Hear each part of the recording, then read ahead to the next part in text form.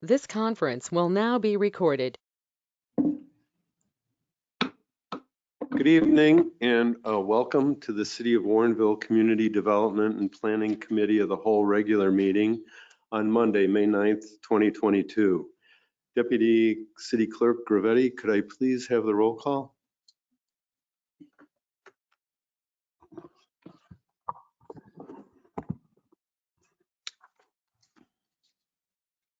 Mayor Brummel, Here.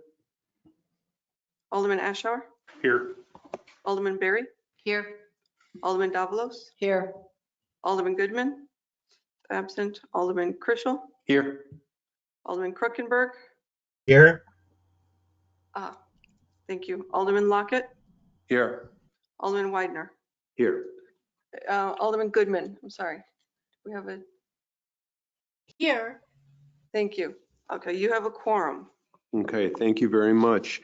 I wanted to inform everyone that notice was received by members of the city or public body today that in accordance with the City Council's electronic attendance policy, the members that are not at tonight's meeting are allowed to be present and active in voting during the meeting unless someone has an objection. And this Alderman Goodman and Alderman Kruckenberg are attending remotely for health reasons this evening. So does anyone object to their attendance and participation in this evening's meeting? Okay, seeing none, will everyone please join me in the Pledge of Allegiance? I pledge allegiance to the flag of the United States of America and to the republic for which it stands, one nation, under God, indivisible, with liberty and justice for all.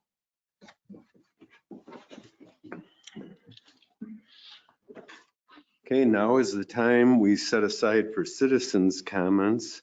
We will hear verbal and written comments and any that were sent by email and anyone who is on the phone. Do we have anyone that has signed up physically for public comments? Okay, seeing none. Is there, and I assume there are no emails. And is there anyone on the phone this evening who would like to make public comment?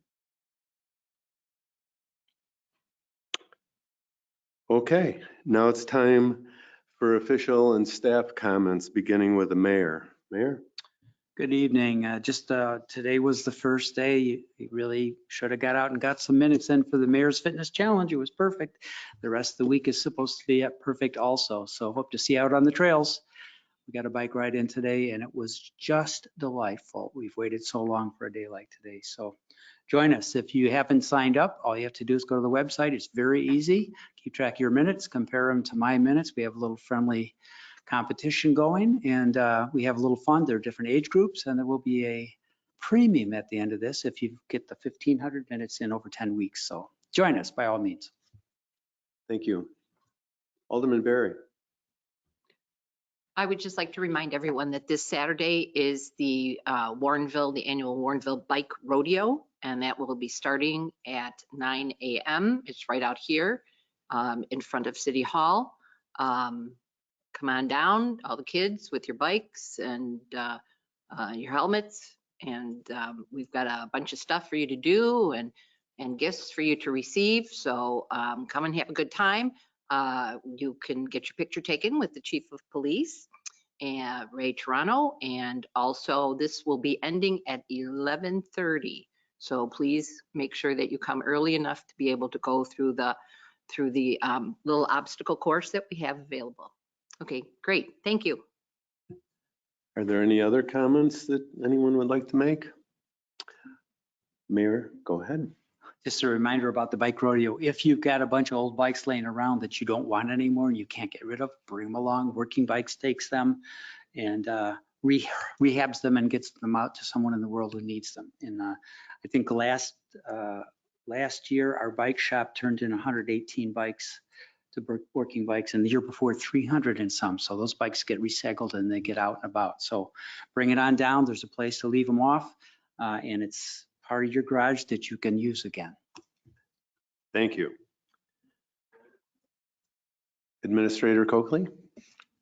Thank you. I think the mayor was also going to ask if there's anyone that would be willing to fill in for him on Memorial Day at the event while we have everyone present. So Oh, yeah. I'll just prompt him. I will Thank not you. be available on Memorial Day. Someone like to say a few words for our veterans? Think about it. John said yes. Yeah, sure. Okay. Okay, Alderman Lockett has stepped forward. We appreciate that. Thank you very much. And I think it's a 10-minute off-the-cuff remarks that you need to prepare.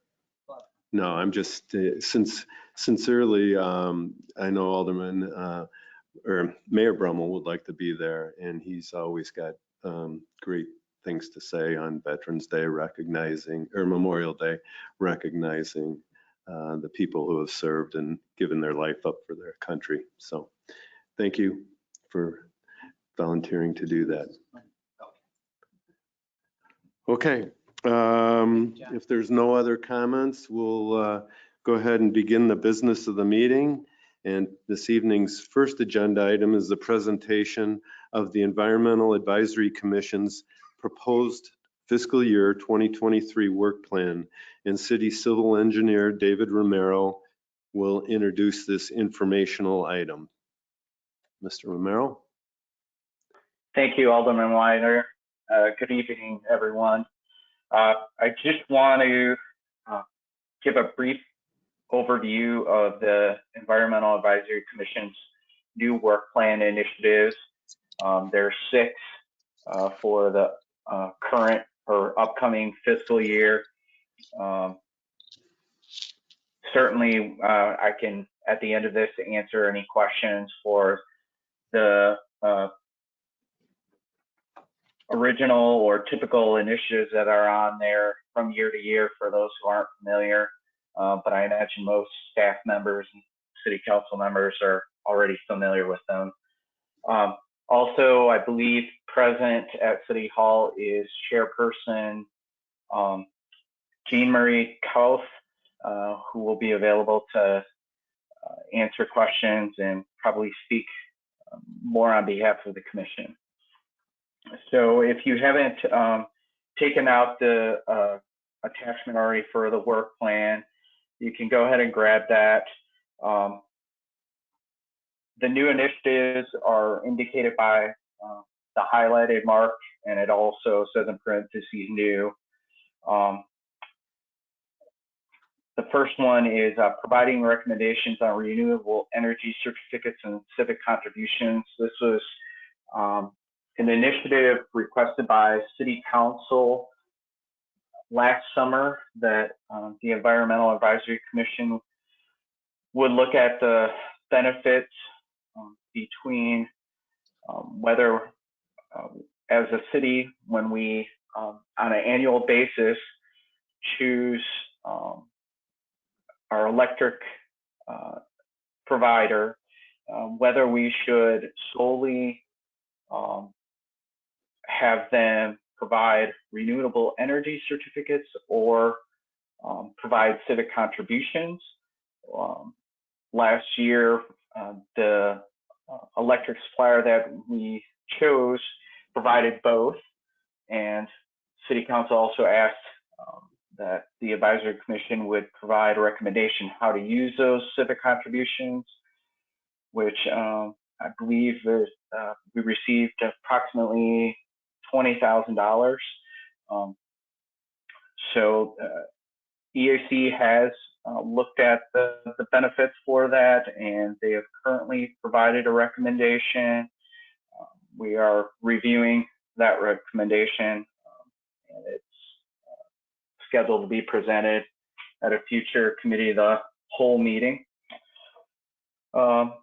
Next down on the list is the coal tower ban ordinance implementation that will cover the staff time hours and EAC for educating the public, contractors,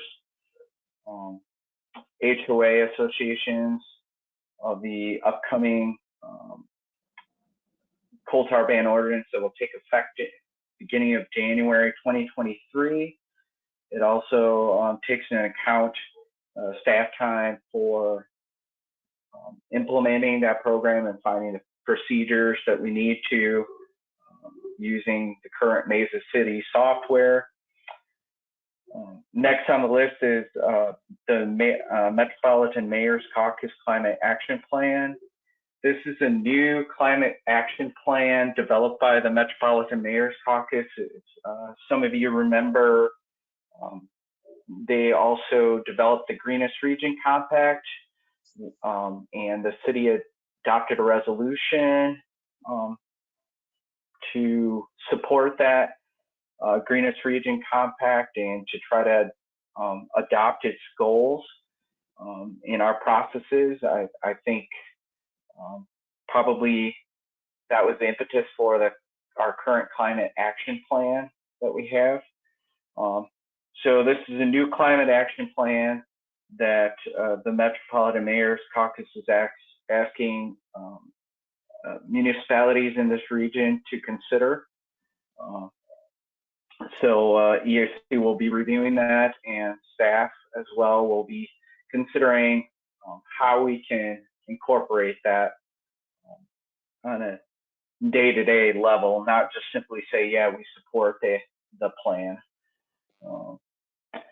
Next is our monthly public education posting through Facebook and the website.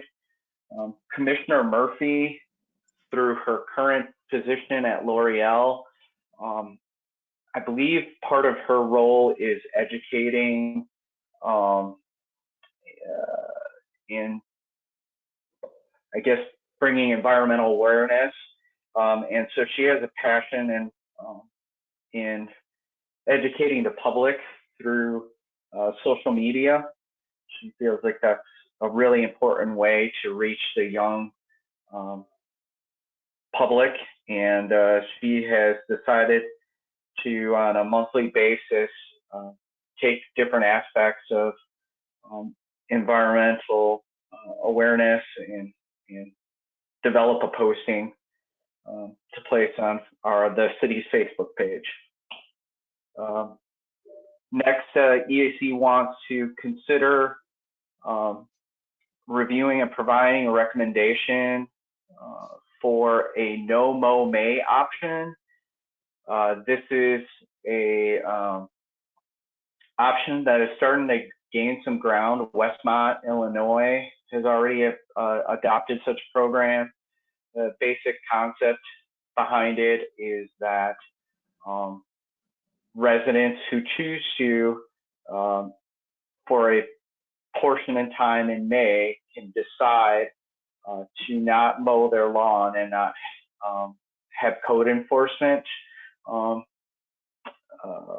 give them a code violation. This is to help promote pollinators during that time. Some plants like dandelions and clover are a form of optimal plant for the pollinators during that time. So they're going to be looking into that and whether it can be adopted for the city.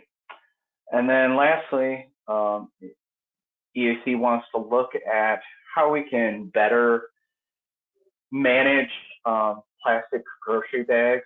I'm sure many of you have heard through the news the growing concern with microplastics in the environment, and certainly plastic grocery bags add to that.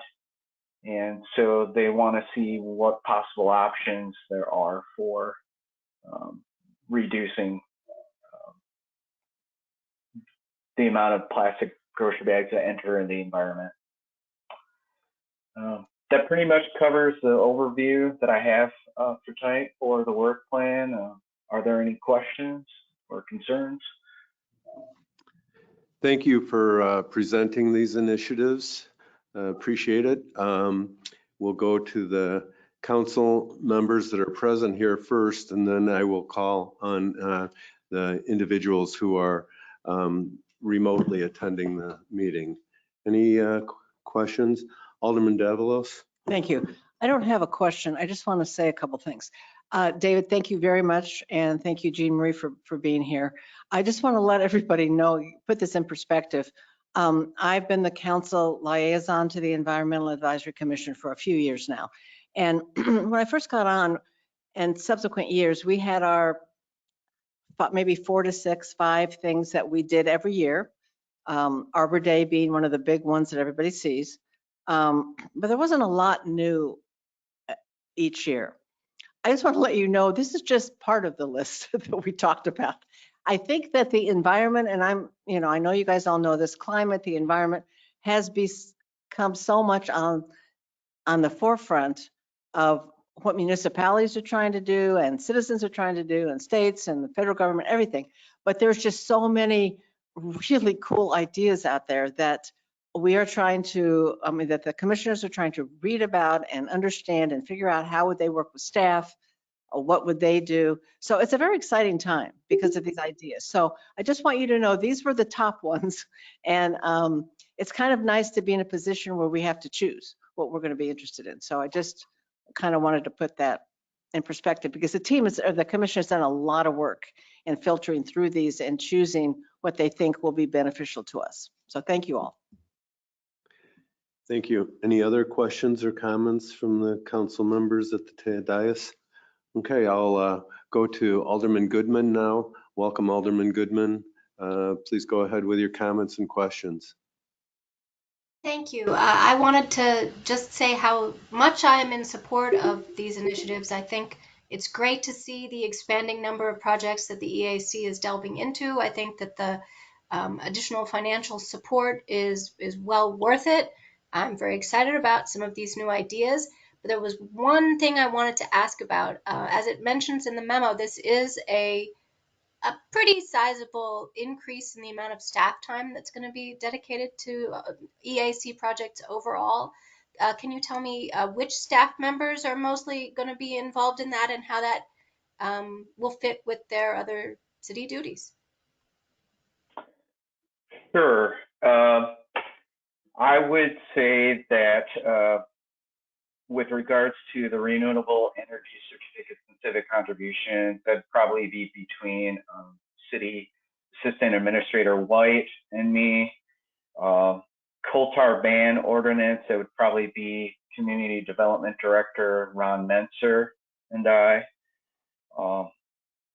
The Metropolitan Mayor's Caucus Climate Action Plan, that is probably going to involve Director Menser and also probably Director Kukler, since Public Works is very much, and their programs are very much a major facet to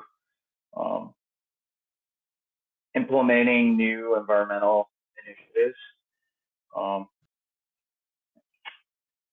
As far as the posting the Facebook, that will probably lean on between me and the new communications coordinator that is posted. And then with regards to the last two recommendations, that'll probably be between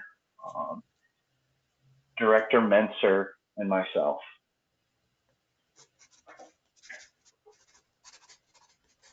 Okay, and then I guess just to follow up on that, does the city administrator or any city department chairs have any concerns about that additional time commitment, or have we all considered that in our departmental work plans?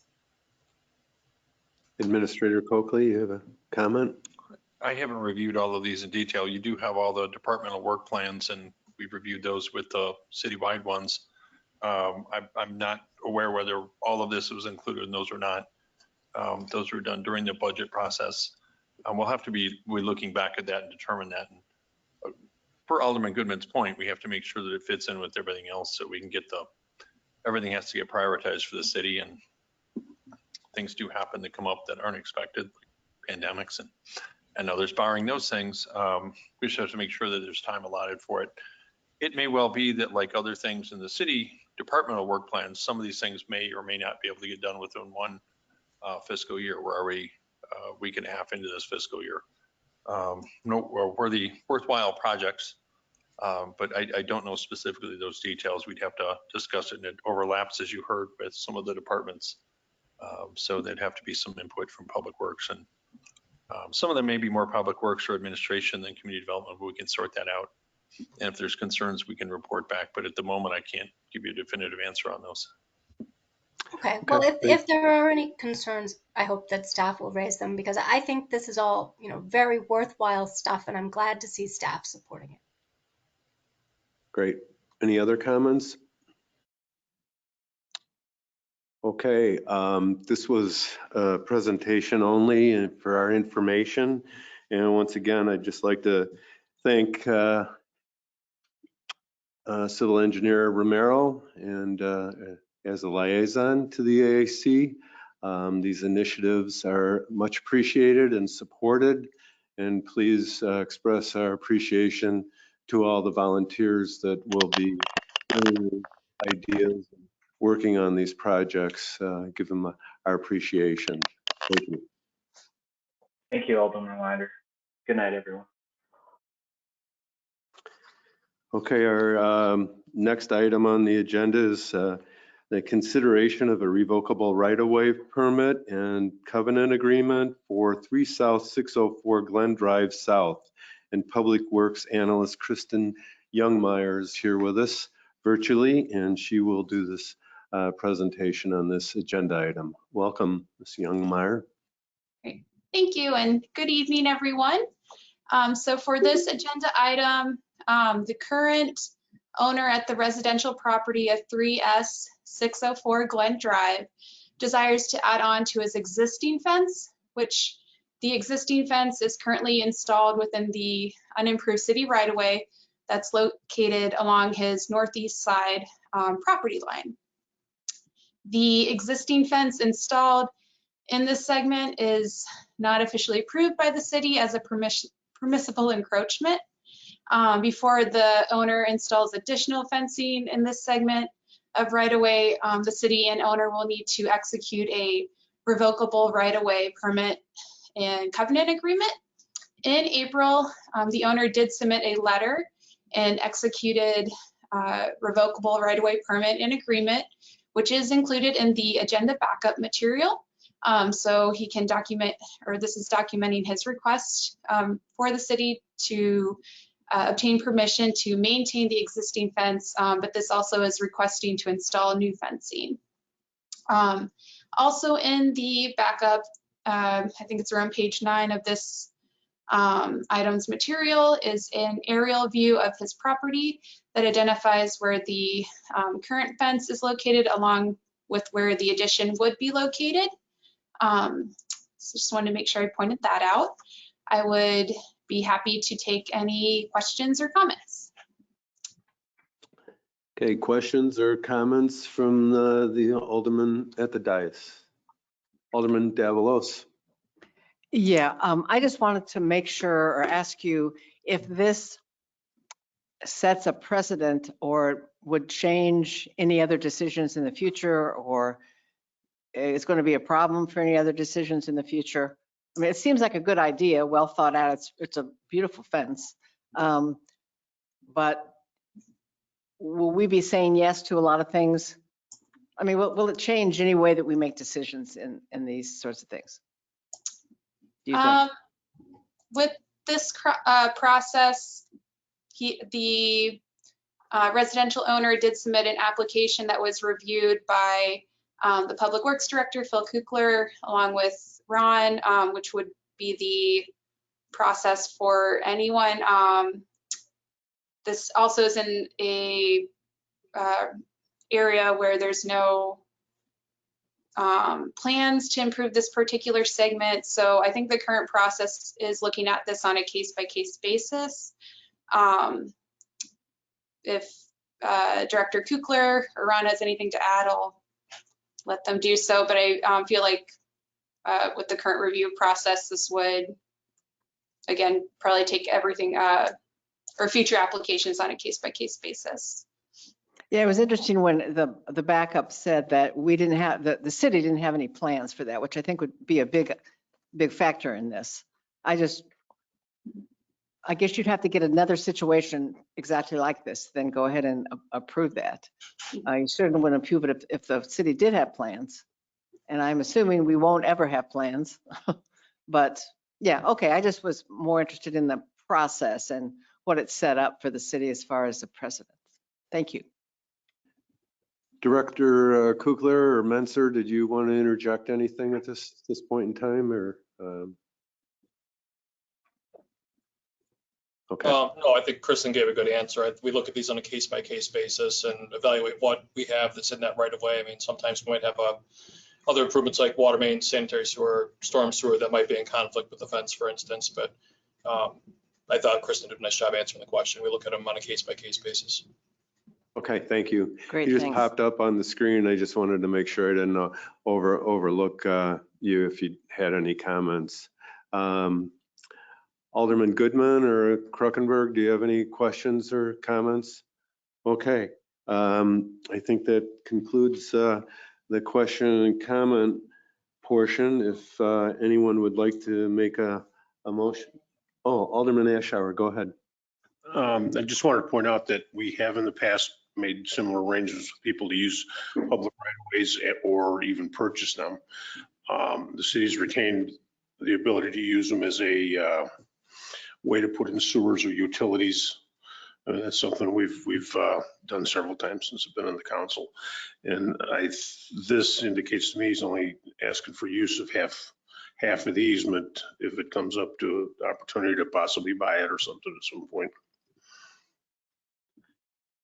Okay, thank you. Alderman Lockett, I was just going to make a motion if you would entertain it. please do. I'd like to make a motion, City Council pass a resolution approving a revocable right-of-way permit and covenant agreement that would allow the property owner at 3S604 Glen Drive to install and maintain private fence improvements in an unimproved city right-of-way. Second. Okay, we have a motion and a second. All those in favor say aye. Aye. Opposed? Aye. Opposed? Motion carries. Thank you, Ms. Youngmeyer, for the presentation and all the information and backup. Appreciate it. Okay, thank you. Our next item is an update on the adult use cannabis dispensary at 4S 120 Route 59, and Assistant Community Development Director Consuelo Aguias will introduce this agenda item. Please, Consuelo. I think you need to unmute yourself. Your red microphone slash is on in the box, so we can't hear you. There you go. Perfect, thank you. Thank you and good evening, Mayor and City Council. Please let me know if you have any issues hearing me. I'll do my best project. Tonight I will be presenting an update on a couple of things. The first one being the status of the adult use cannabis dispensary that received city special use approval back in 2020. This was to operate a adult use cannabis dispensary at the property known as 4 South 120 Route 59. The second thing I would like to update the council on is on the state's licensing process and where the subject property is at regarding that license that they've applied for. As you may recall, back on June the 25th of 2019, Governor Pritzker did sign into law the Cannabis Regulation and Tax Act that essentially ended the prohibition of cannabis in the state and legalized recreational use of cannabis for adults over 21 years and over in the state. The bill did take effect on January the 1st of 2020. Thereafter, in the year 2020, the City Council did approve a special use for an adult use cannabis dispensary to operate at the property known as 4 South 120 North Illinois Route 59 in Warrenville. This is on the northwest corner of Ferry Road and Illinois 59. This property was formerly a drive-through bank, and is vacant to this day since the bank vacated the premises. Per my conversations with the applicant who received special use approval, they are waiting to receive a license from the state of Illinois, which that process is on hold due to a court ruling from earlier this year, because there are pending lawsuits that are ongoing, challenging the state's fairness of the licensing process. The state is unable to issue any new licenses to qualifying applicants because of this. My conversations with the applicant that received special use approval here in Warrenville does plan to continue that process with the state and hopes to receive approval for a license. They have 2 licenses that are on track to be issued should the states resume issuing licenses, and they would like the subject property to be one of those 2 licenses that they anticipate to get. I did touch base with the cannabis control section of the Illinois Department that handles these applications, and they were not able to provide a definitive timeline as to when the state is going to be able to resume reviewing and issuing licenses for these. But they are aware of the holdup and the court litigation that have impeded their process to continue. So the applicant is, in the meantime, exploring alternative uses for the building should the license extend, or should the license just extend a long time before the state could issue it. They are exploring alternative uses such as a coffee shop or something similar at the subject property. But they do have an active lease. They are paying, making payments, and they are in constant communication with the owner of the property and with the city for that matter. That is the update that I have to provide the city council, and I could answer any questions that anyone may have. Thank you. Anyone have any questions from the dais? Okay, Alderman Goodman or Kruckenberg, any comments or questions? Okay, I guess that's all for this item. It's an information item and no action is necessary. So thank you very much for the information and bringing us all up to date. We'll move on to the next item, which is an informational update on the 2020 census, or is it the 2022 census? I have 2 things here. Anyway, Planner JS Heck, Andrew Kiefer will introduce and clarify this agenda item for us. Is it the 2022 or 2020? It's the 2020. Okay, thank you. Yes. Good evening, everyone. In light of the 2020 census, we just wanted to provide a synopsis of some key demographic data within the city, just for everyone's edification. Namely, first, the population at large, which did grow from 13,140 in 2010 to 13,553 in 2020. Staff does anticipate that this will, we will continue to grow, given the fact that we do have a lot of new development in the city, including Everton, Lexington Trace, Warrenville Horizons, Arden Apartments, and then Vanguard Cantera Apartments. As such, it would be advisable that we participate in the 2023 special census. We then also included some key demographic information regarding age and sex, race, housing, education status, and income. We did want to highlight some key takeaways from this data, specifically that consistent with the trend across the United States, we are seeing that in Warrenville, the population is, of course, aging and becoming more diversified. As such, we want to have a housing stock that reflects and accommodates such demographic changes. Things like missing middle housing, which are included as part of our housing action plan, could be more conducive to multiple income levels and a diversified demography. So be happy to answer any questions that the City Council has. Thank you. Any questions or comments from the people at the dais here? Okay, seeing none. Alderman Goodman or Alderman Kruckenberg, any comments or questions? Alderman Goodman, go ahead. Sure, just a couple small ones. There's some interesting trends here, lots of great information in the census, of course. It was sort of sad to see that we still have 6.1% without health care. I know that our trend in that was downward, but had recently gone up. And I wonder if, since the census was right after the beginning of the pandemic, maybe that reflected some job losses that were going on at that time. And hopefully our percentage of the population without health care will continue to trend downward.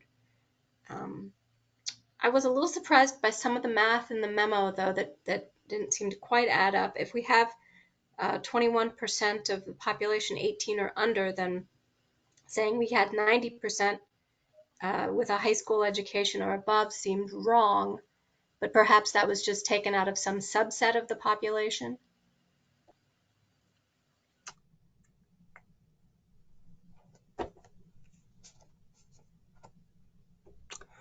Yes, I believe that would have been taken out of the subset of the population of people over 18 years of age. Okay. I mean, I think so many of our demographic trends are doing better than the state of Illinois in many respects. We have a higher income than the median household income in Illinois. We have better educated workforce here. It's really very gratifying to see such a wonderful workforce in our population and such diverse and growing population, which, as I think staff has said, we expect to grow more once we do our special census. I think some of the very interesting statistics had to do with all sorts of interesting demographic information. I didn't realize over 10% of the veterans in Warrenville were female. That was very interesting. Seeing that many of the foreign-born residents here, were not citizens or here temporarily. That made me think of how many, wonderful scientists come on short periods from Fermilab and live in Warrenville. Of course, many other professions travel around too, but I know we bring a lot of scientists to Fermilab, and they come and live in our area from all over the world because of the wonderful facilities that we have here in our community. So it's interesting to see those things in little snippets of this data, and I hope that this will be useful to the staff as we make plans for meeting the needs of our residents going forward. Okay, thank you. Thank you for the report, Mr. Kiefer. This is an informational item and no further action is necessary. So we'll move along to the next agenda item, which is an informational presentation on the missing middle housing, and Community and Economic Director Menser will introduce this item. Ron?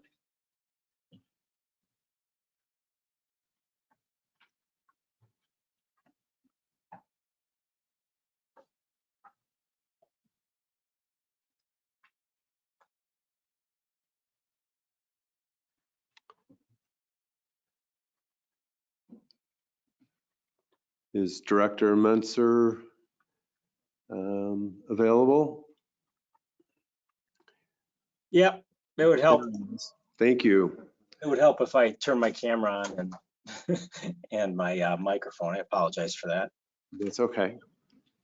So thank you and good evening to the entire committee of the whole, including the mayor. Appreciate the opportunity to share this information with you this evening. Last year, the city engaged the services of the Chicago Metropolitan Agency for Planning, the Metropolitan Mayor's Caucus, and the Metropolitan Planning Council, three different quasi-governmental not-for-profit organizations that work to enhance communities in northeastern Illinois on the preparation, on the conduct and preparation of a housing analysis in Warrenville, and that concluded early last fall with the presentation of what we called the Warrenville Housing Action Plan to the City Council. Ultimately, the City Council unanimously endorsed the findings and recommendations that were contained within that action plan.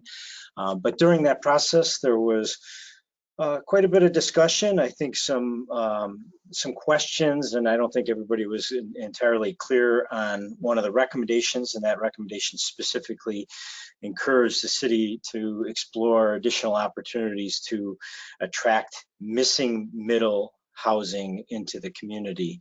And missing middle is kind of a new term. It's maybe a planner architect type term that was coined in the last 5 to 10 years. It's not necessarily commonly known throughout the country.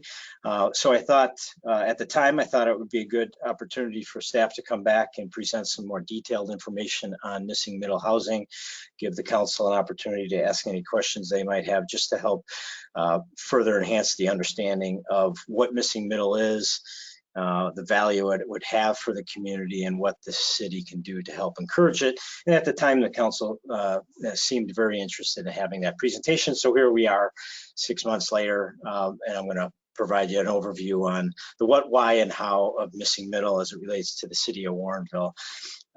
In my presentation, I just wanted to note that a lot of the tables and statistics that are found in it are taken directly from an AARP publication from a few years back that really focused on the changing nature of demographics and how the changing nature of demographics across the United States and the trends really relate to, or in many cases don't relate to, the existing housing stock that's readily available across the country and in communities like Warrenville. There's also a variety of imagery that I hope helps illustrate what fits into the range of what's typically considered missing middle. So as I flip through here, I'm not going to really call out and identify and talk about any of the images. We can come back to them if the city council has questions about them, but just know that they are kind of representative of the gamut of what falls into and is generally considered missing middle housing. So generally, missing middle is considered to be a range of housing, as I was just mentioning, multi-unit and clustered housing types.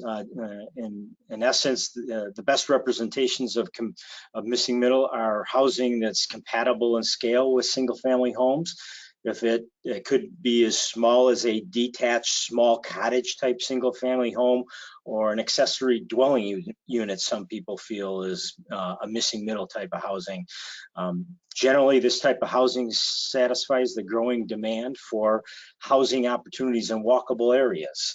So this is really kind of what I would call small scale infill type development, is what really is missing middle type development. It's not necessarily larger subdivision, large tracts of new homes, or large multi-unit buildings.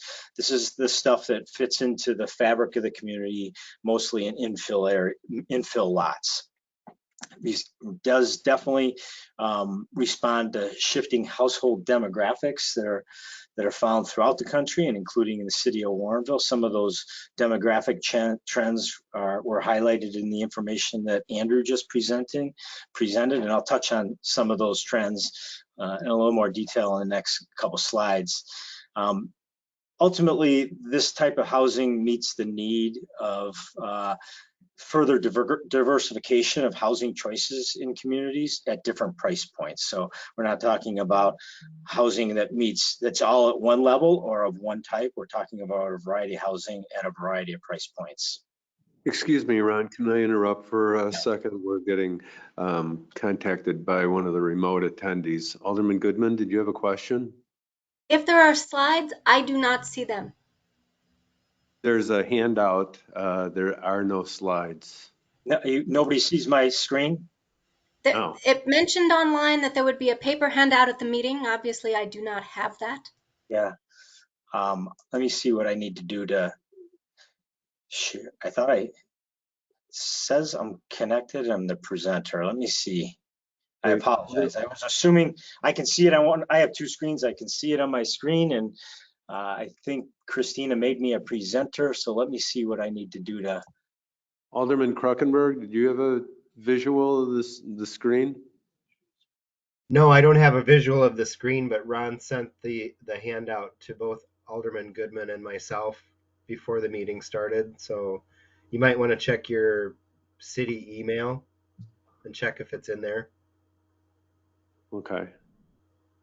So the handout would be in the city email, and Christina? Pardon? Hey Ron, there at the bottom of your GoToMeeting, there should be a screen share button you have to hit and then select the screen that you want to share. There you go. Thanks. There we go. We've got it. Okay, well, I'm going to flip back just a couple slides so you can catch. This is the second slide, so I'll flip back one side so you can catch that first slide because it's got an interesting graphic that helps represent what missing middle housing might be. So that was the first slide. Okay, now we're all caught up. I apologize for that. That's the slide I just spoke about. One might wonder, what really is trying to be captured by the term missing middle. Missing really is kind of an acknowledgement of the reality that very few of this type of housing has been constructed across the United States, including in the city of Warrenville over the last 60, 70 years. That kind of coincides with the modern day zoning practices. Warrenville zoning ordinance is what I would consider kind of a modern day zoning ordinance. It's very much oriented towards suburban type development patterns, auto-oriented type development patterns, and separating uses. And as a result of that type of zoning, this missing middle type of housing is kind of outlawed to a certain extent from a practical perspective. The middle references two things, the middle scale and nature of the type of housing I'm talking about.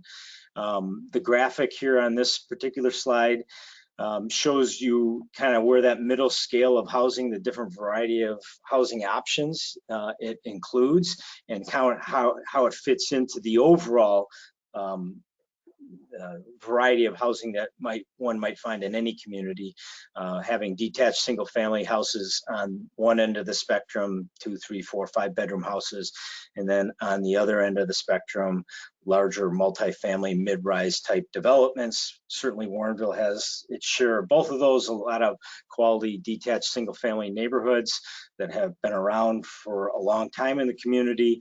And then on the other end of the spectrum, more recently, we've seen a lot of the larger scale, higher end multifamily development occurring, but not a whole lot of what's in the middle, stuff that ranges from duplexes on individual lots up to and including what's commonly referred to from a planning perspective as live-work type housing products, which really is apartments generally on top of commercial and retail type uses. The live-work type of development is the type of development that seems to be the preferred type of development for Old Town redevelopment site number 2, just to give you some perspective. And then the other part of the middle equation is generally this type of housing is affordable to a variety of middle class folk, including young people and older folks that are looking to downsize and are on limited incomes. This middle type of housing would be very targeted towards them and something that would be attractive in many cases. Characteristics of missing middle housing include that, as I noted earlier, it's generally located in walkable areas where there's relatively easy access to community amenities. Those could be trails, paths, stores, public facilities. So it's not, necessarily located out on a. I would say, like, for example, the Lexington Trace Townhouse project isn't necessarily located in a area of the community I would call all that walkable. There are some trails there, but it's pretty much disconnected from other community amenities other than the trails, at least at this point in time. The projects and the housing itself generally has a relatively small footprint, especially when you're talking, if you're looking at like the multi-unit buildings, 4-unit buildings or 6-unit buildings, they're going to be at a much different scale as compared to the multi-unit buildings, apartment buildings that have and continue to be developed in the community at this point in time. The units themselves are generally smaller units, 1-bedroom, 2-bedroom units, but they're generally well-designed units to make use of that space efficiently. Part of the reason why they generally can be a little more affordable than some of the other bigger units is just because of the costs that are associated with constructing them smaller. There's generally less off-street parking that's associated with these types of buildings. They're generally located in areas where there is on-street parking allowed, so like guest parking can be accommodated on the street. They do generally mix well with other types of buildings, so they do fit in like in the Old Town area of the community, Old Town Civic Center area, I should say. There's plenty of locations where this type of housing would be appropriate and could easily fit into the fabric of those areas of the community. They can be for sale or for rent. And because they increase housing opportunities, they'll attract additional residents into certain areas of the community. That can be good to attract additional businesses or support additional businesses in that area, which adds to the vitality of those neighborhoods. So why is missing middle important from my perspective or from staff's perspective in the city of Warrenville?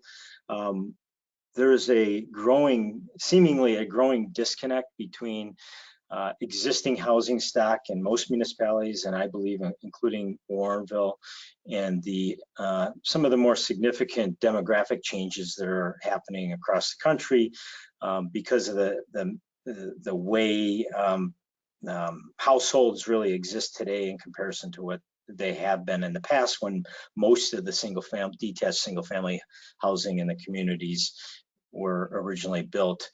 The graphic on the very right side of the screen, kind of it's kind of a line chart, has some percentages along both the right and left side of it.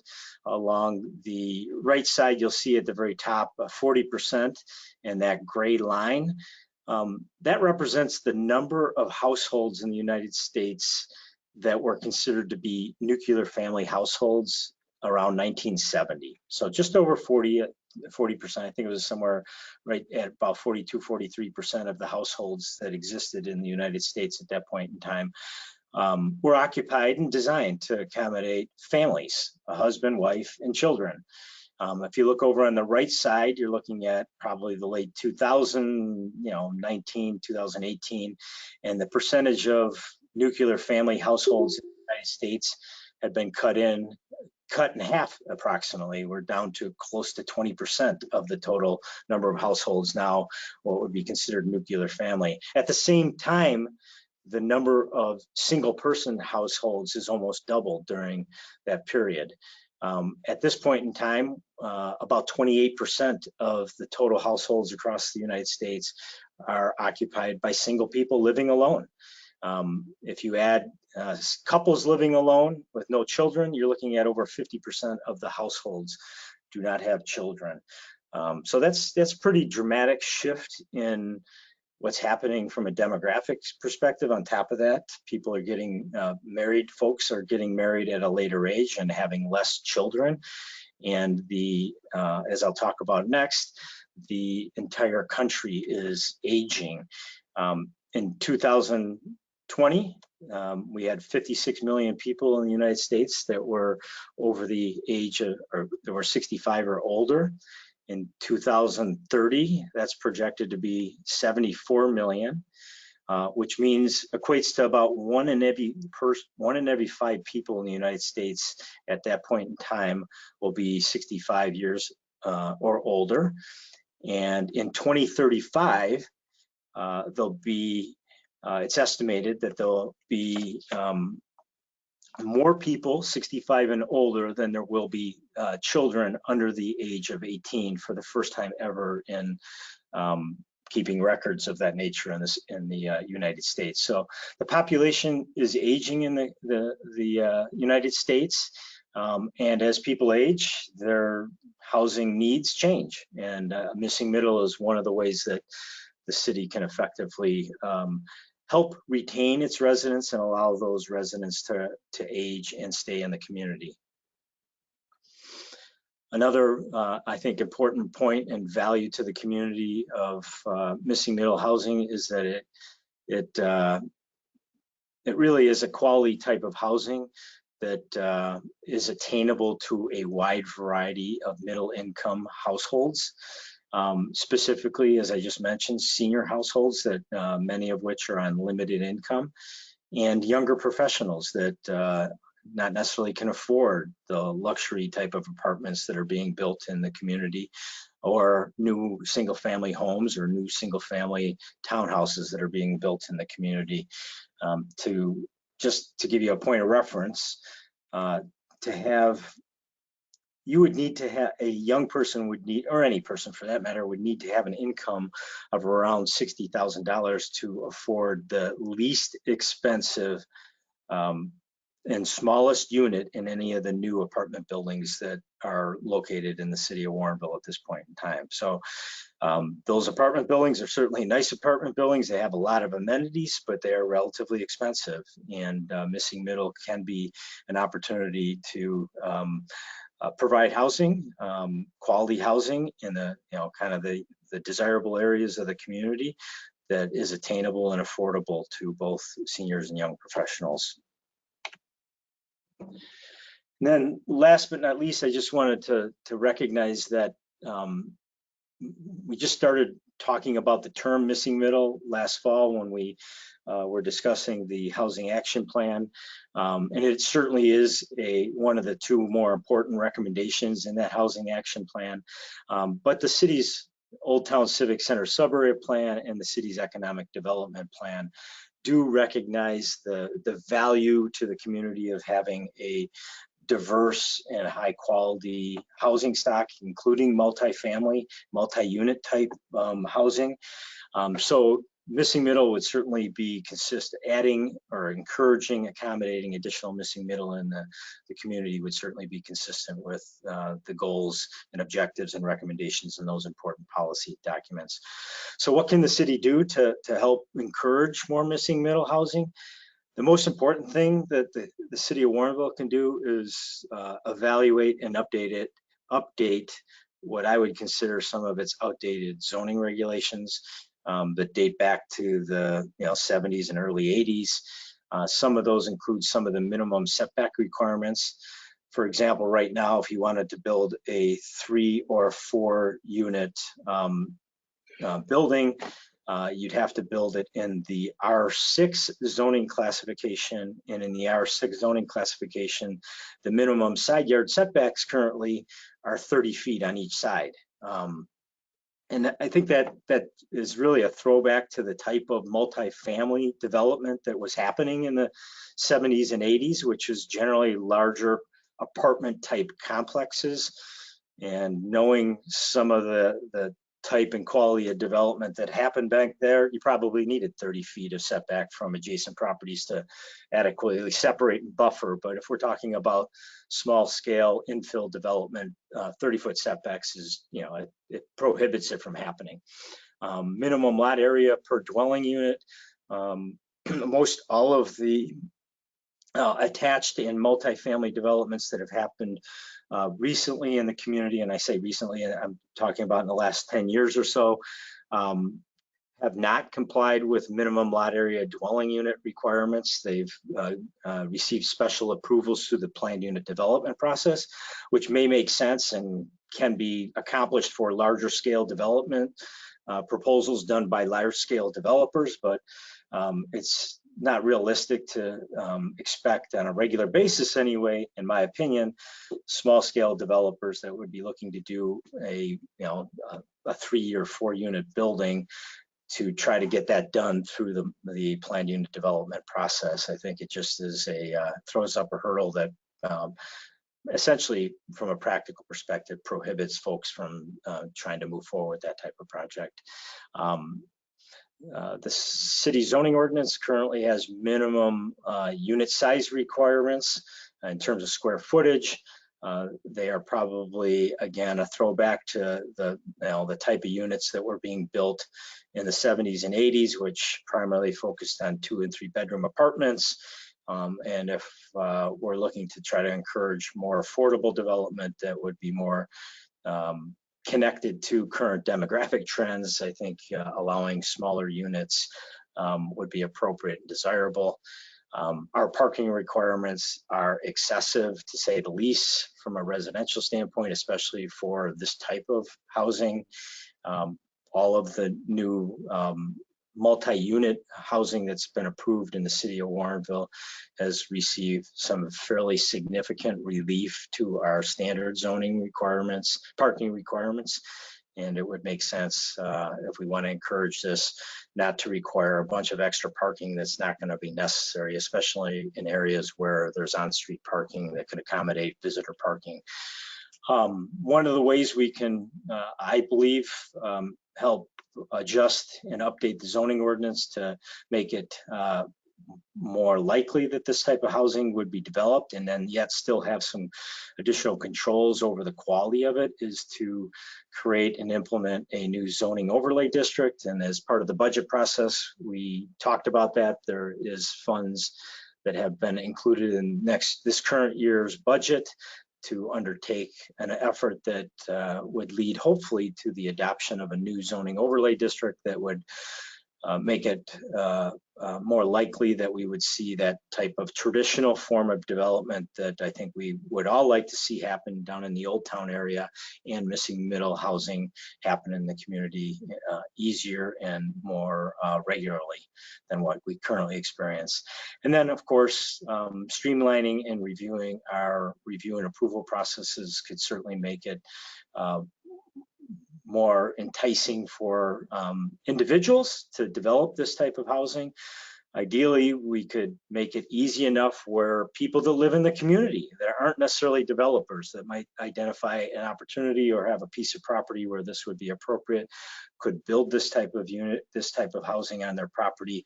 They could navigate the city's zoning and development approval processes effectively, get it done, own it, and keep that ownership and the pride of ownership locally in the city of Warrenville, rather than relying on large-scale developers to do that type of work in our community. So with that, I'd be available to answer any questions that you might have. Thank you, Director Menser. That was very thorough and complete. We'll open it up to questions from the council. Alderman Davalos. Thank you. Yes, I find this a fascinating topic that I just want to thank you for being so proactive in educating us and bringing us resources for this. I think it's becoming easier and easier to define and understand the concept. So this could be either rentals or owner occupied, right? We could purchase perhaps this, or is it just a rental concept? No, it could be either or. It could be owner occupied or rental, or a combination of those.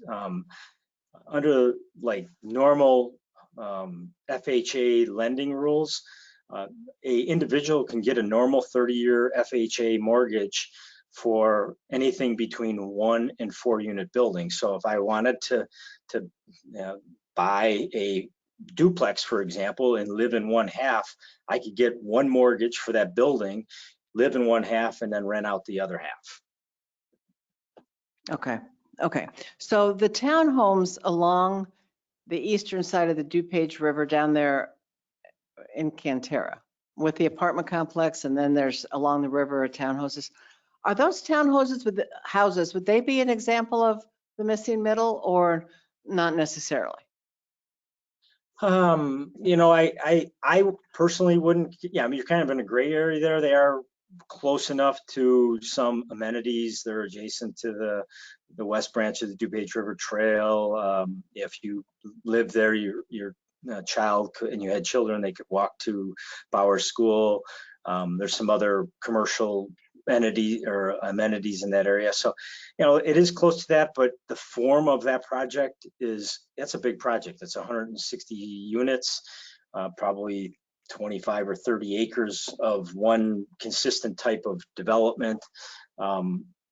It's all front-loaded garages. It's got there's a lot of parking, and it's kind of got an auto orientation to it. It's a nice project. It's, you know, does well out there. I know that the people who live in it love their neighborhood and care a lot about their neighborhood. But from my perspective, I don't think it's, you know, that infill kind of fitting into the fabric of the community. And certainly the price points of a lot of that is, I don't know that there's anything that's really rented out there. Okay, so that's great. So when you're talking about mixed use housing down at Batavia and Warrenville, the old gas station site, so that mixed use would be missing middle if you had residential, let's say, on top. Yes. I think you mentioned it a bit here.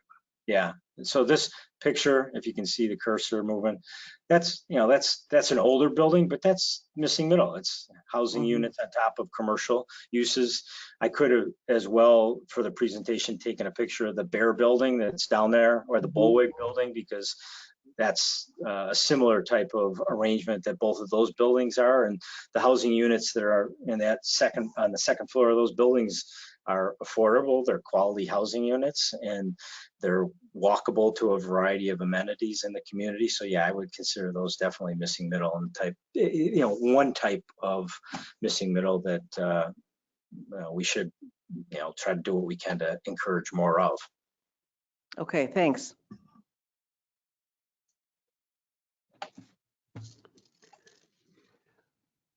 Alderman Goodman, do you have any questions or comments? No, thanks. Alderman Kruckenberg? Yeah, I'd just like to say thank you to Director Menser, a very thorough presentation. What kind of opportunities do we have? Do we have a lot of these kind of opportunities in Warrenville? And how much do you think we need? Is there like a formula that you can figure out how we can do this? No, unfortunately there's no formula. I can't figure it out that quickly and that easily. There are opportunities if you drive around the older part of the community and look at some of the vacant pieces of property, including the properties that the city owns in the Old Town area. I think there's definitely some opportunity for this type of housing to be incorporated on those properties. There's some property that the Bullwig family owns just to the east of the existing building they own on Glendale or Bear Circle East and Warrenville Road. That I think would be a great opportunity for this type of development. So yeah, they're like infill scattered sites throughout, mostly in the older part of the community from my perspective, in areas that are nearby to other mix of uses, whether that be public or commercial type uses. No other questions. Thank you.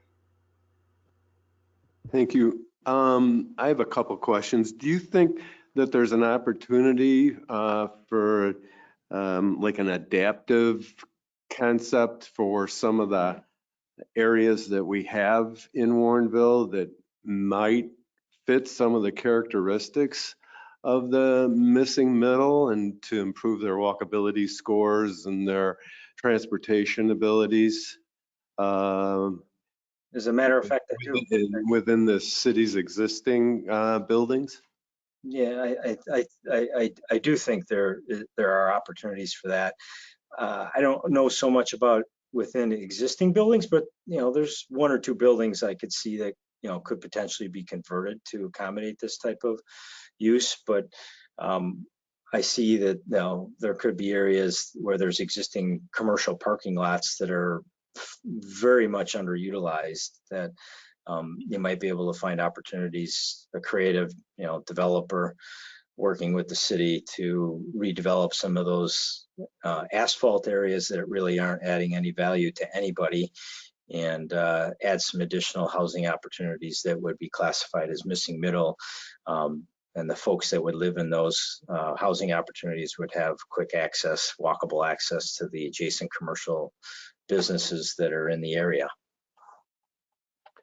It seems like some of the previous concerns that we've had with some of the newer developments has been one that concerns density, and that people really appreciate the buffering and the spacing that is available in Warrenville. And I can kind of see this as kind of a really highly urbanized model, especially when you start talking about on-street parking and things like that. And I just wonder whether this runs in opposition to the characteristics that we desire and that a lot of the residents desire for the city of Warrenville by further increasing the density and looking for these areas. And the other concern I have too,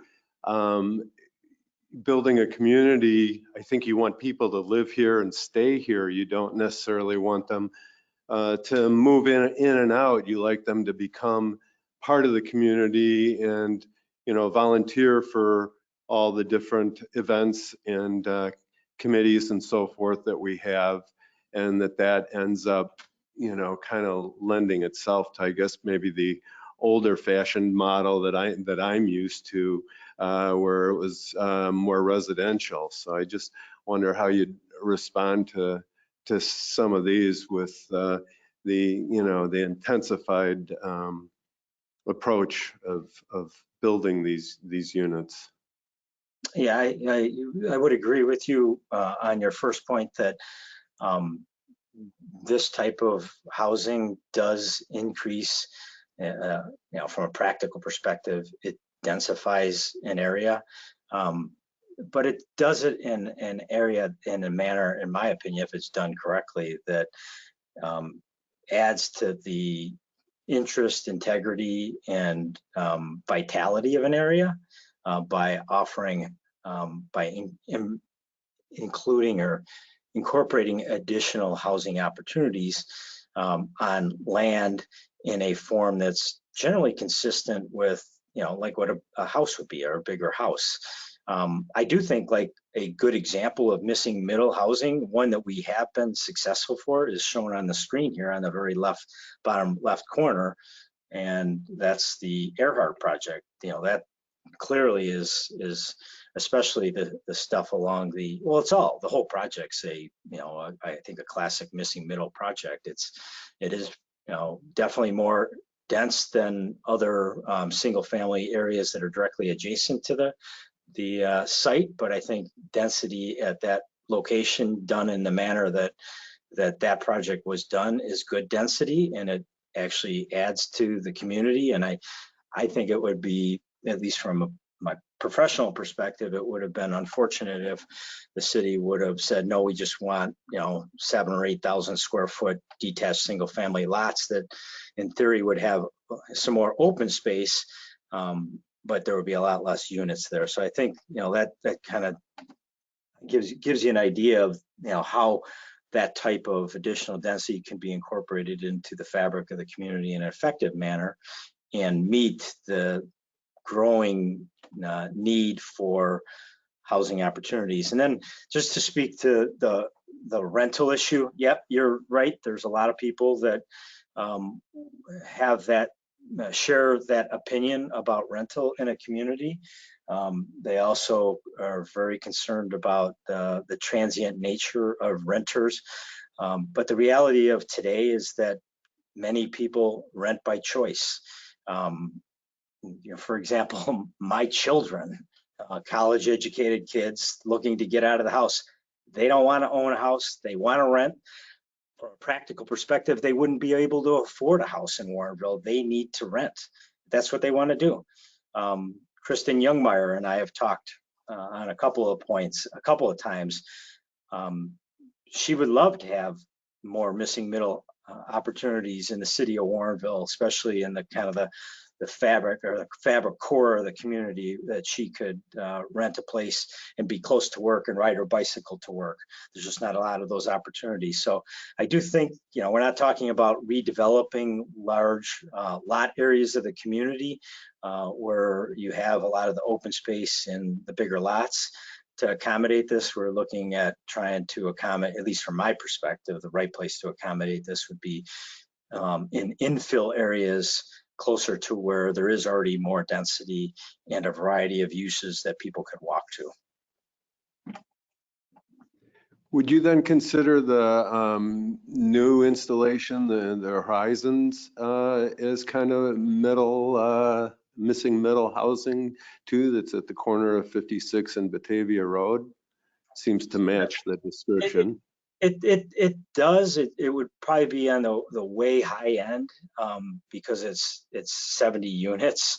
And, you know, generally, I think that there's probably very few locations in the kind of the core area of the community where that scale of building would be appropriate.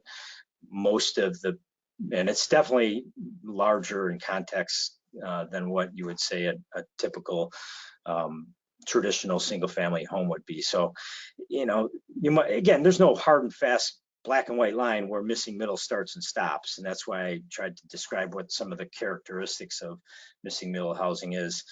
I think you could make an argument that because of its location, it is missing middle, and the people it serve, especially being very affordable. But on the other hand, kind of the scale of the building is, I wouldn't necessarily call that by itself missing middle. Okay, I'd be definitely interested in seeing like what the formula would be versus, you know, building new, as you mentioned, on some of the older, some of the parking lot areas versus, you know, taking some of the maybe older established areas that have some of the characteristics of missing middle and forming adaptive amenities so that they truly become missing middle with their walkability scores and things like that. And then with the comment that you made regarding streamlining the review and the approval process, that doesn't deny the opportunity for public input or anything like that, does it? That would just be streamlining. I'm not sure how we could further streamline the processes.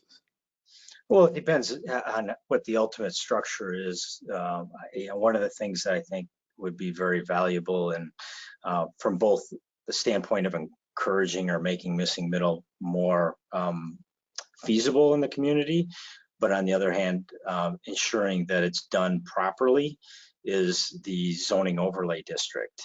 And generally in the zoning overlay, when you create a zoning overlay district, that overlay district is created with, you go through a very, you know, somewhat rigorous process to create that, which includes a lot of public input opportunities for people to learn about it, understand it, and then provide input on what those regulations should be. And then once the zoning overlay district is approved, it's applied to some geographic area of the community or a certain subset of properties within the community. And the people that own or buy and want to develop those properties can either use the property under the requirements of the existing zoning ordinance, or they can use it under the provisions of the overlay district. And in most cases, since the zoning overlay district was created with a lot of public input and with a lot of intention of what it's trying to allow and achieve, there's not necessarily the same level of public hearing that's required for each and every project. Okay, thank you. Are there any other questions or comments? Alderman Goodman or Alderman Kruckenberg, anything else? Okay, thank you for the information presentation. And with that, we'll move on to item number 6, consideration of a revised final engineering and Illinois Department of Transportation local agency agreements for Mack Road Bridge and multi-use path project. and Senior Civil Engineer Christine Hocking will present this item. Welcome, Christine. Thank you. Thank you, Council. I'm going to go over just a brief background and status of the project, and then go over our final engineering consultant selection that we made for this project. The preliminary engineering for this Mac Road and Bridge Trail project has been completed and has been approved by IDOT on March 30th of this year. That culminates approximately 5 years since we began this project. Obviously, there were a little bit of hiccups. We added the bridge into it, but we're finally complete with preliminary engineering. So we must move on to the next phase, which is final engineering. Final engineering includes the design documents for construction, the bid specifications, as well as easement acquisition negotiations and soil borings related to the bridge. The phase 3 engineering or phase 2 engineering, similar to the phase 1, cannot be done in-house as the project is far too large to be handled by city staff. We prepared a request for qualifications and received 3 proposals from various consultants. We evaluated criteria that's set forth in the RFQ and our qualifications-based selection process for federally funded projects just like this one. And staff selected Engineering Resource Associates as the most qualified consultant. They perform the phase 1 preliminary engineering for the project, and obviously then they have intimate knowledge of the various project elements and are best suited to move the city forward through this next phase 2 final engineering process. Now, the City Council approved the original agreements back in September 2020. I think this was done a little premature. Honestly, by myself, I was trying to get the agreements to IDOT sooner than later. However, they required us to have PDR approval. In the meantime, the plans were updated under IDOT's request, added some elements. The Forest Preserve District, when we worked with them, they're trying to not have as many trees be affected. So some retaining walls were added to the final engineering scope, which increased the scope from that original 2020 agreement of about $50,000 from $341,000 to what it is now, $391,000. Those agreements obviously were not signed. And so they've revised those agreements, and they are presented here in the backup agenda for your review and recommendation to the City Council. The first agreement in the backup is the actual agreement between the city and Engineering Resource Associates for the full $391,600, of which $142,000 of that will be paid is the local share. In this contract, there's an 80-20 split for all of the bridge engineering components. So that's 80 federal, 20 local. And then for the path component for final engineering, that's 100% local share.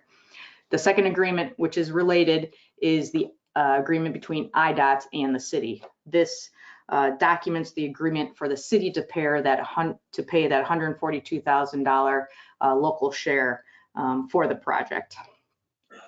So at this point, I would like to take any questions related to this item or the agreements that are found in the backup agenda.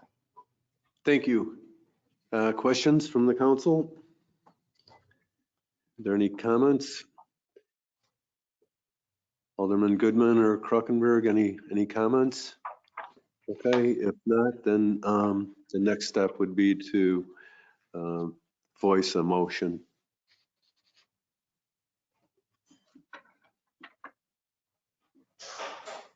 Alderman Bear. I'd like to make a motion to recommend the City Council pass the resolution approving the final engineering agreement with Engineering Resources Associates Incorporated for the final engineering design of the Mac Road path and bridge replacement project in the amount of $391,600 and pass a resolution approving the IDOT local agency agreement, which reflects a local cost share of $142,320. Second. Okay, we have a motion and a second. If there's no further discussion, all those in favor say aye. Aye. Aye. Opposed? Okay, the motion carries. Thank you, Ms. Hocking, for the information and for steering us through this complex project. It'll be a great improvement for the community. Yes. Okay, our next item is consideration of an extension amendment to the T-Mobile lease for the West Street Water Tower site. Public Works Director Phil Kukler will present this item. Director. Oh, I'm sorry. Yeah, you skipped one. Okay. I have another one.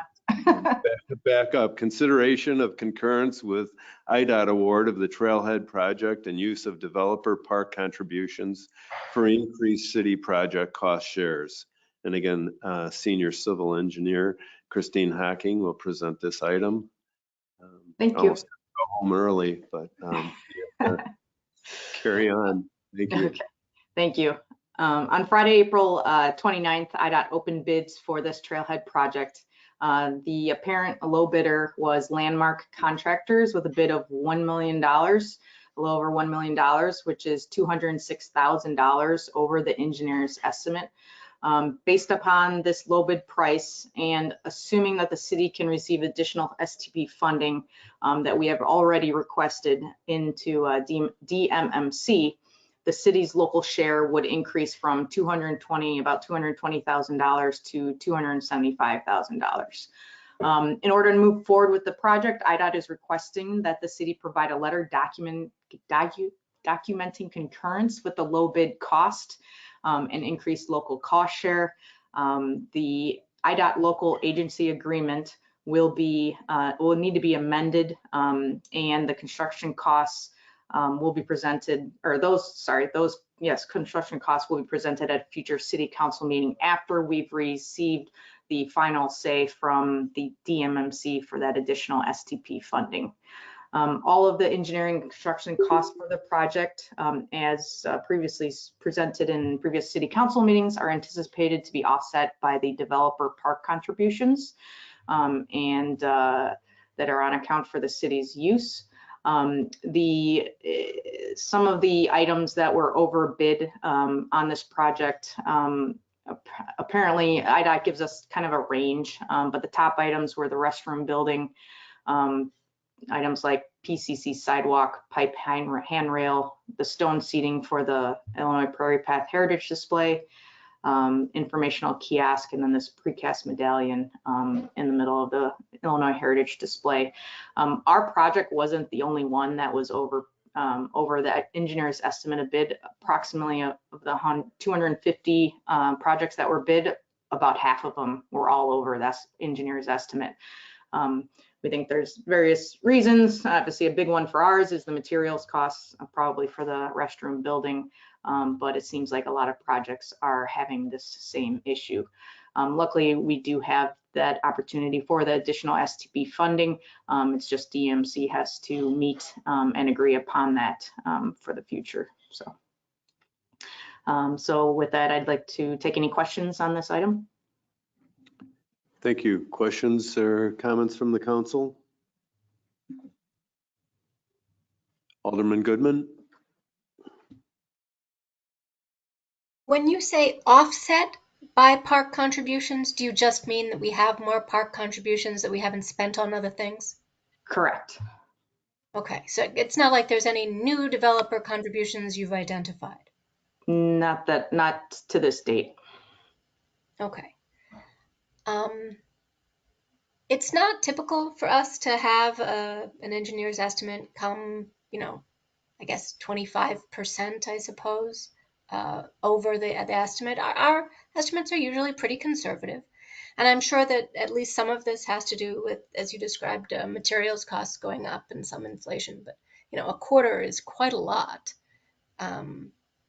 Do you think that this is just sort of a normal part of the variations in the bidding process, that people who are doing this work can charge more right now, and so they are?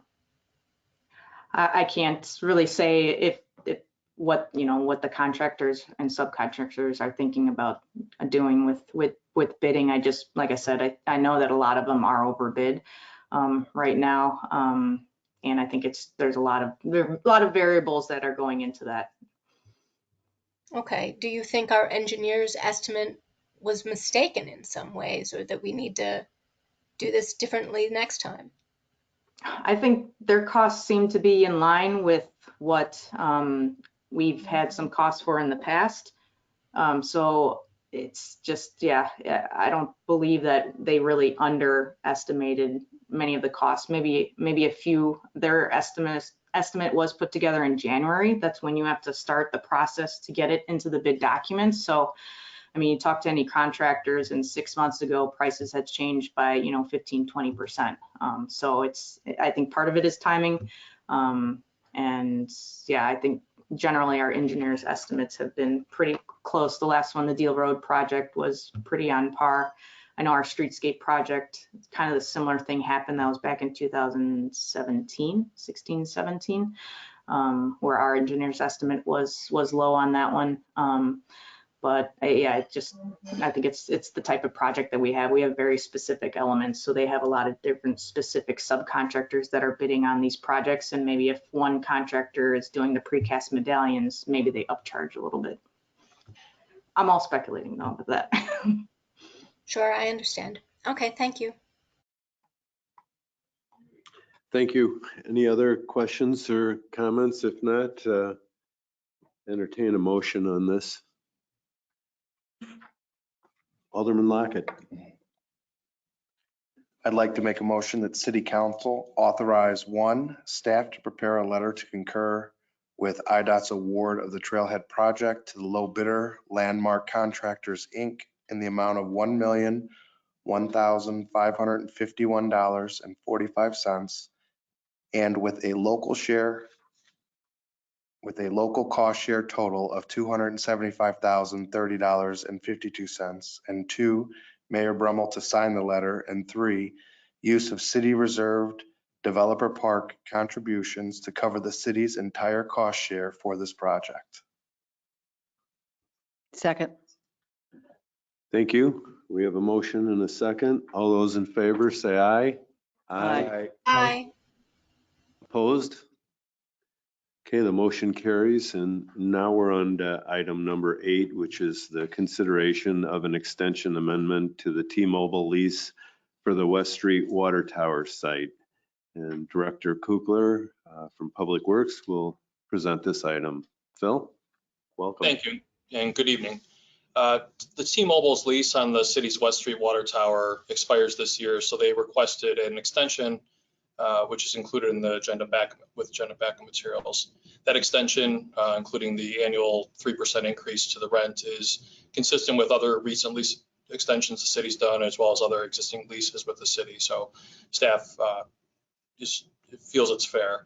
The one wrinkle in this lease extension is that T-Mobile will be taking over an abandoned shelter that was abandoned about 8 years ago, I think, by US Cellular when they removed their equipment from that tower. And this came up during the process while we're working with both Verizon and T-Mobile to relocate their facilities temporarily from the water tower while it gets painted this year.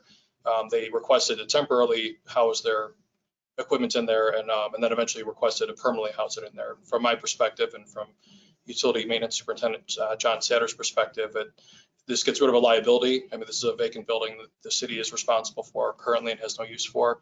And it also will permanently remove T-Mobile's equipment from inside the base of the water tower to out to this facility, so it won't be in our way for future maintenance in the interior of the tower anymore. And with that, I'd be happy to entertain any questions. Questions from the council? I don't see any.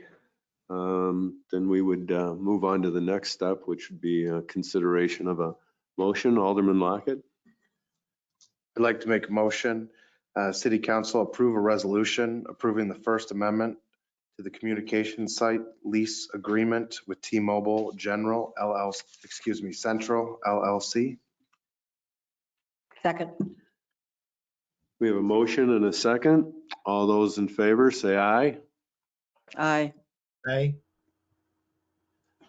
Opposed? Okay, the motion carries. Thank you very much. Appreciate it, Director Kugler.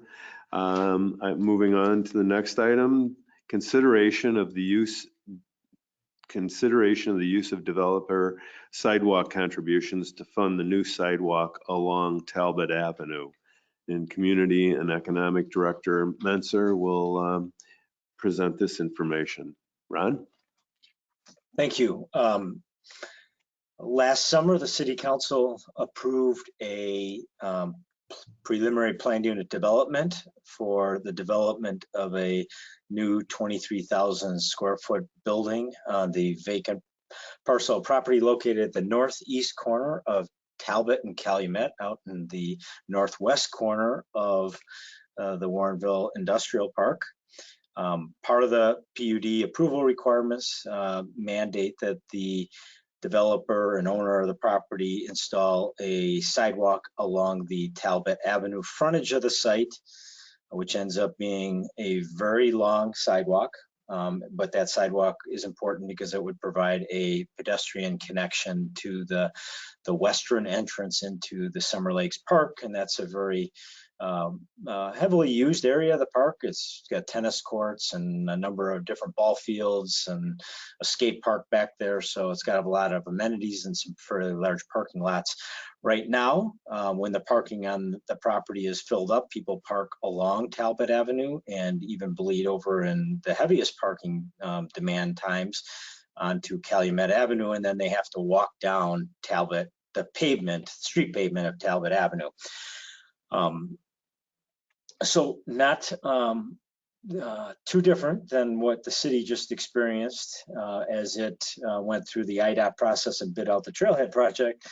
The developer of that proposed project has been working through the design of the final PUD plans for the project, working with staff for the last 6-8 months about that.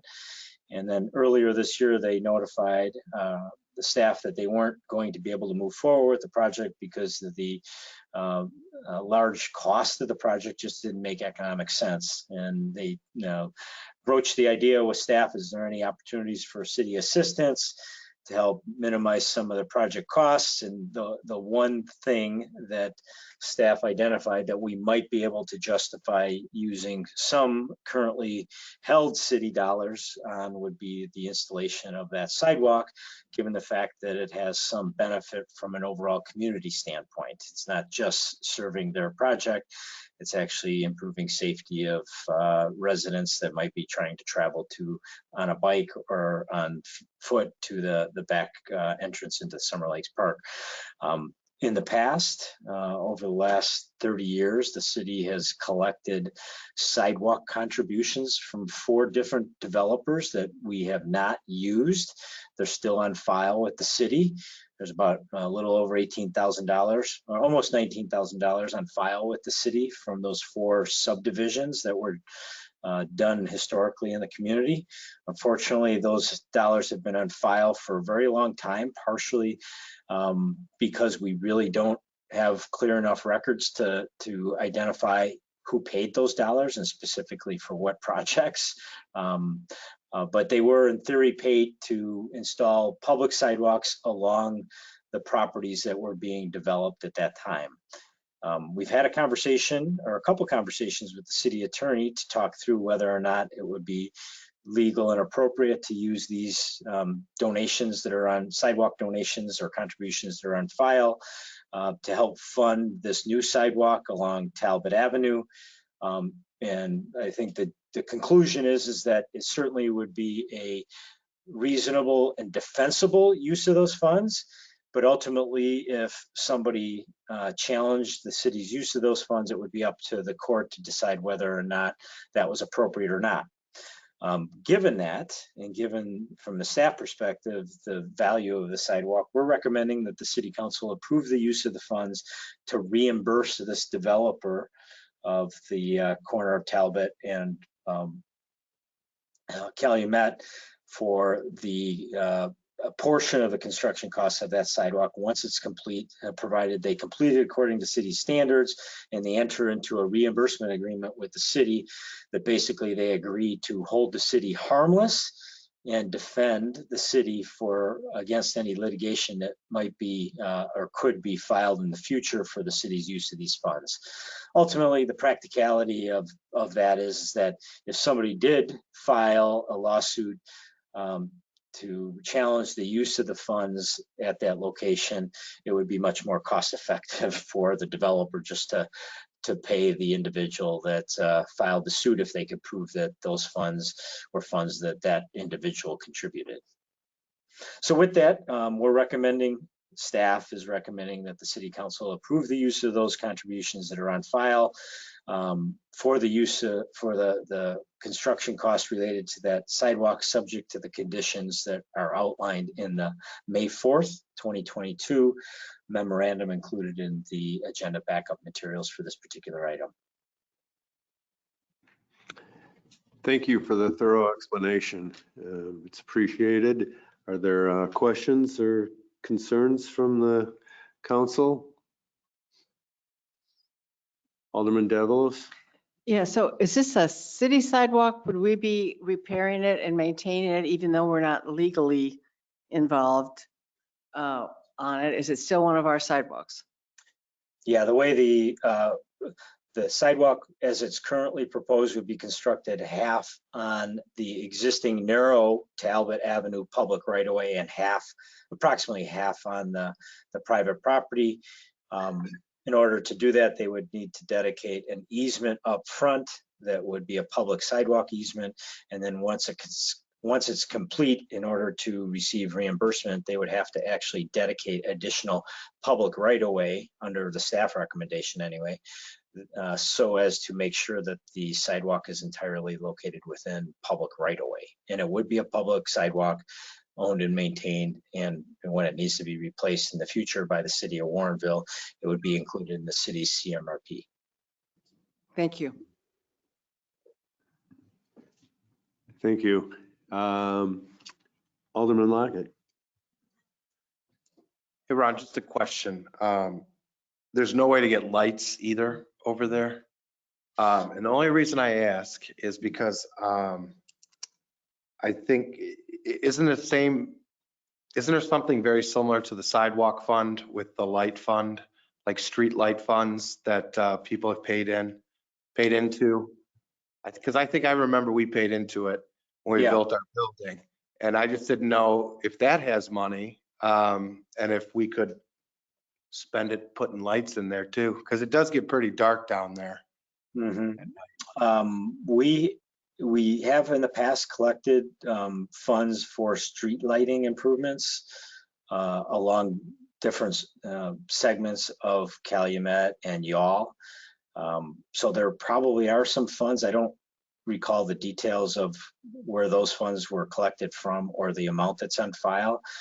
In the discussions that we've had with the developer of this property, we have not suggested that any street lighting improvements would be required, and that is not a component of the approved preliminary PUD for the project. So it would be somewhat awkward, maybe legally difficult to impose that type of requirement on the developer at this point in time. I was just saying if we could put it on our side, if we had funds for it. To just the city self-fund yeah, well, if there was any. It's certainly something that staff, community development and public works staff could evaluate. We could bring that back for future discussion and consideration of whether or not that's we have funds available that would be sufficient to cover those costs, and we can have a conversation with the city attorney about the legality, you might say, of using the funds for that purpose at that location. I think there's a little bit of a difference between certainly illuminating that sidewalk and that street would improve safety, but probably not to the same degree of moving pedestrians and bicyclists, giving them an opportunity to get off of the street And that's one of the reasons why, at least my understanding from talking with the city attorney, she felt comfortable with the city doing that, just because of the significant safety benefit that would be realized by getting the sidewalk in that location and not requiring people to use the street to get to the parking lot or to the back area of Summer Lake. So we could certainly follow up and have that discussion and bring information back to the city council at a future committee of the whole meeting for consideration on that topic. All right, thank you. It's a good idea. It needs it back there, especially because you're going to get the curb and gutter too, right? Yep, at least along the side of the property that's along it would be the east side of Calumet would have curb and gutter. There's not going to be curb and gutter on the other side. There's an open ditch there. Thank you for the suggestion. Appreciate it. If there's no other questions or comments, is there anyone who'd like to make a motion on this item? Alderman Davalos? Yes, I'd like to move to authorize staff to work with the city attorney on the preparation of a reimbursement agreement for a portion of the construction costs associated with the new sidewalk connection along Talbot Avenue in accordance with the conditions and requirements outlined in Director Menser's May 4th, 2022 memo. Second. We have a motion and a second. All those in favor say aye. Aye. Aye. Aye. Aye. Opposed? Okay, the motion carries. And we're on to the next item, which is to review and file the Community Development Department fiscal year 2022 work program update. And I don't know if I see Alderman Goodman with her hand up. Go ahead, Alderman Goodman. Thanks. Just one item on the work plan stated that the census work group would meet in April. It's May. Yep. It's on our list. I apologize. Just trying to deal with staff vacancies. I know, I'm just trying to make sure this doesn't slide off of people's attention, and at least update the work plan when expected completion changes, I guess, just to let me know where we are at. Okay, we will do that. Okay. All right. Any other notations or comments regarding the work plan? If not, we'll move on to the last item for this evening's agenda, and that is information only. It's to review and file the bi-monthly code enforcement activity report. And if there's no comments or questions about that, I don't see any. Director Menser, there's anything you wanted to add regarding this item, or we good? No, I've talked enough tonight. Okay. All right, that's all we have for this evening. We have one more official action to take. Who would like to do the honors? Alderman Lockett. I'd like to make a motion that we adjourn. Second. Okay, we have a motion to adjourn. All those in favor say aye. Aye. Aye. Opposed? Okay, no one's opposed, and thank you very much. Thank you, staff, for all the materials and all the presentations. They were excellent as always. Appreciate it. And good night, everyone. Good night.